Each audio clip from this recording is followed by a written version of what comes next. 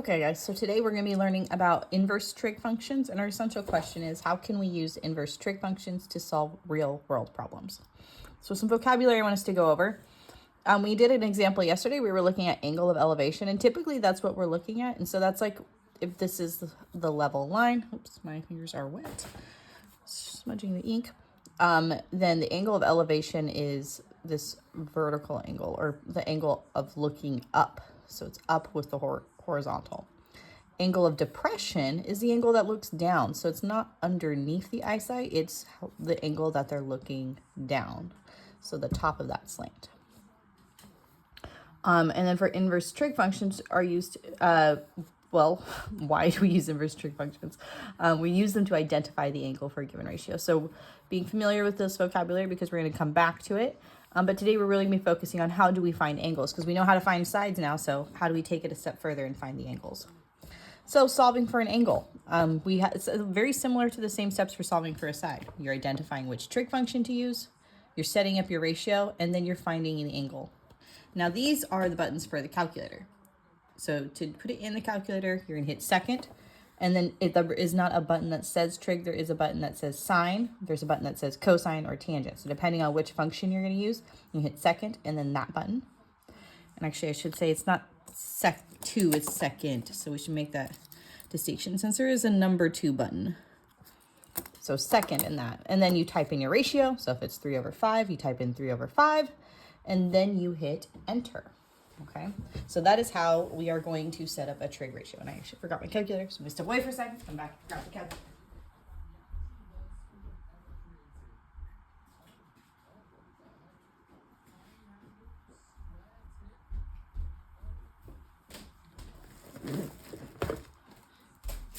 Okay, because we do need a calculator for this function, for this section of notes, just like we needed a calculator to calculate sides. Okay. So let's go ahead and jump into it. We're going to find these missing angles. So again, just like sides, we're going to identify what we have. So A is my theta. It's the angle I'm trying to find, which means 5 is the adjacent side.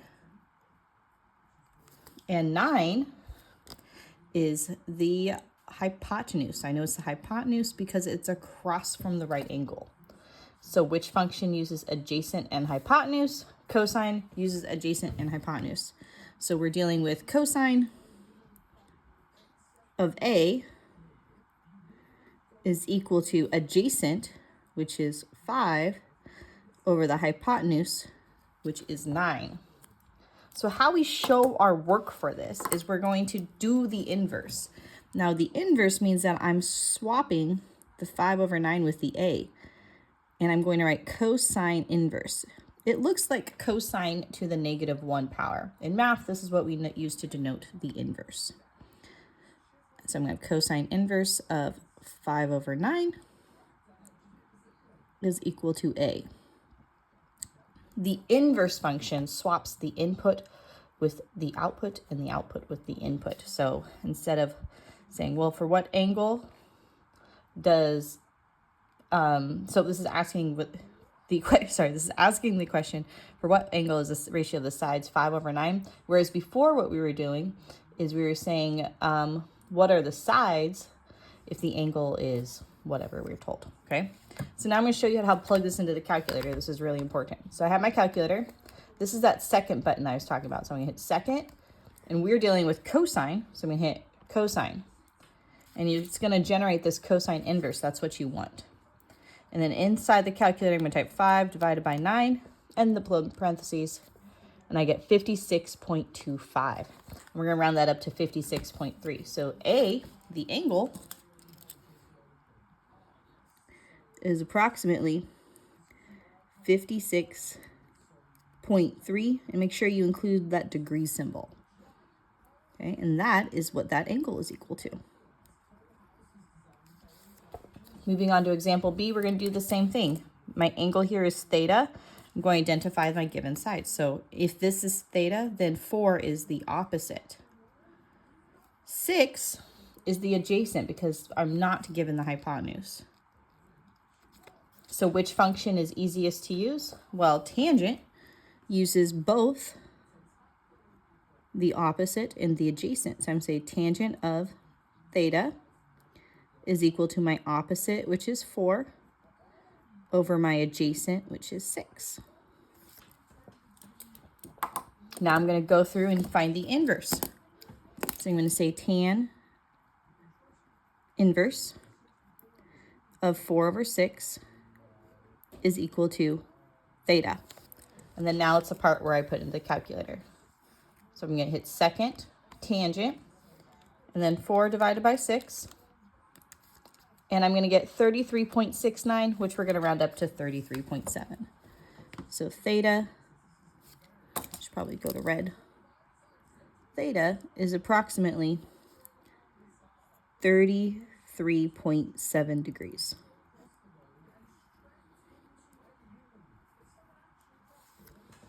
All right, next one, C.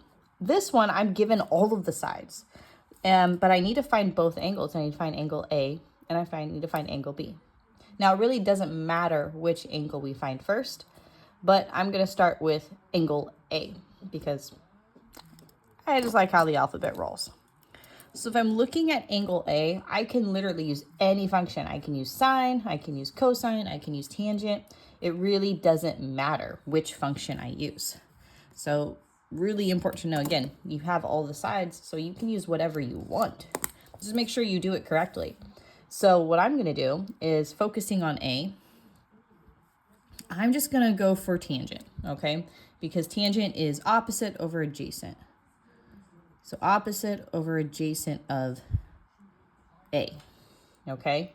Remember, if I were solving for B, this would not be opposite and this would not be adjacent. So really important to make that distinction. So I'm going to say tangent of A is equal to 8 over 6. So when I plug it in, I'm going to say tan inverse of 8 over 6 is equal to A. I guess I probably should have used sine since I didn't use sine before, but what you're going to find is you're going to get the same thing. So second tan inverse, 8 divided by 6, I'm going to get 53.13. So A is approximately 53.1 degrees. And I'm going to pause there for a second because what I want us to do is I'm going to show you on the calculator that if I used sine, I would get the same answer. So looking at A, the sine function is 8 over 10, right? So I would get second sine inverse, 8 divided by 10. Notice I get the same thing. I can do same thing with cosine. Cosine is 6 over 10, so second cosine inverse, 6 divided by 10. Same thing. So it does not matter which ratio you use as long as you're talking about the same angle, okay? Because again, this is telling us what the angle is. So again, you could use sine, cosine, tangent. I use tangent because we just used it. It was fresh in my brain, but you could have used whichever one you wanted to use. Now to solve for angle B, we could use sine, cosine, or tangent again. It's still going to give us the same answer. But my go-to to find angle B is to actually do 90 degrees minus the angle A, okay? So for angle B, I'm going to say 90 minus angle A. And the reason why it's 90 is, remember, this angle right here is 90, and angles in a triangle need to add to 180, which means these two need to add to 90. So angle B is equal to 90 minus angle A. So I'm going to say angle B is equal to 90 minus angle A, which we just found to be 53.1. And then 90 minus 53.1 is 36.9. So B is approximately 36.9 degrees.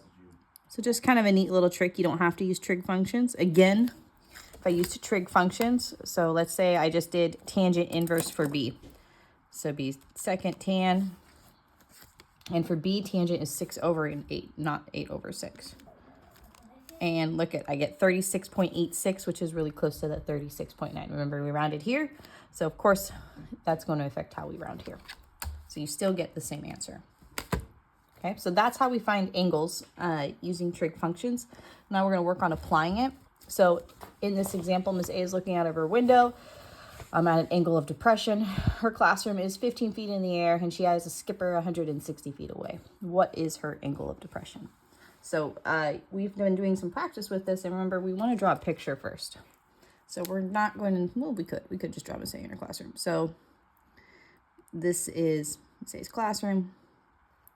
It's up in the air, right? We'll put the Miss Hart's classroom next to her.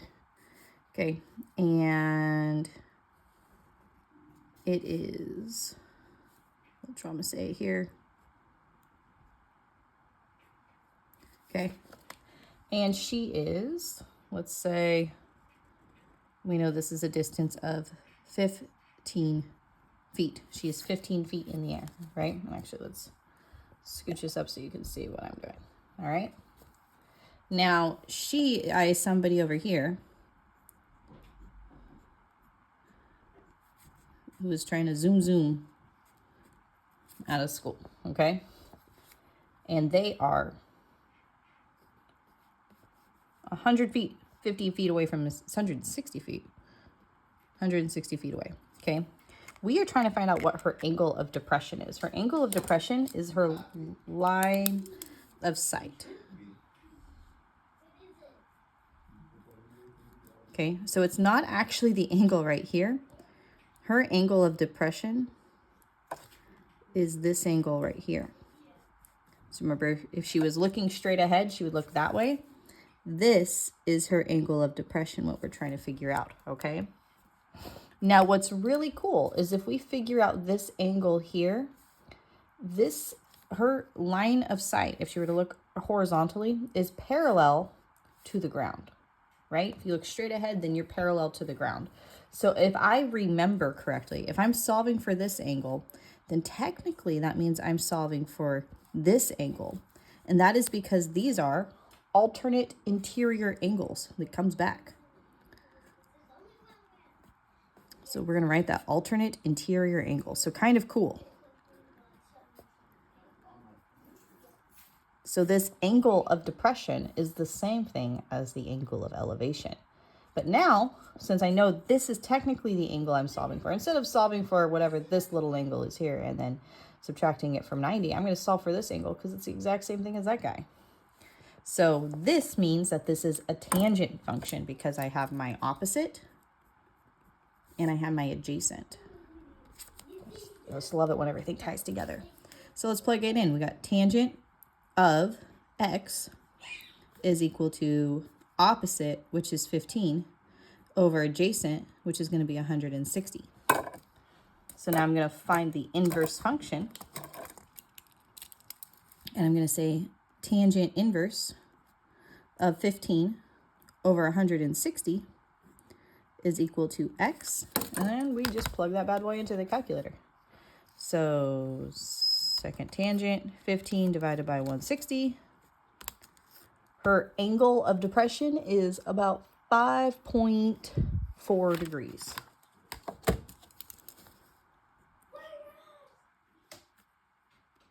Now remember the rule, if it's a word problem, you got to answer with words. So Miss A's angle of depression is about 5.4 degrees. Now remember, this is her angle of sight as she looks down to the ground. And that is it.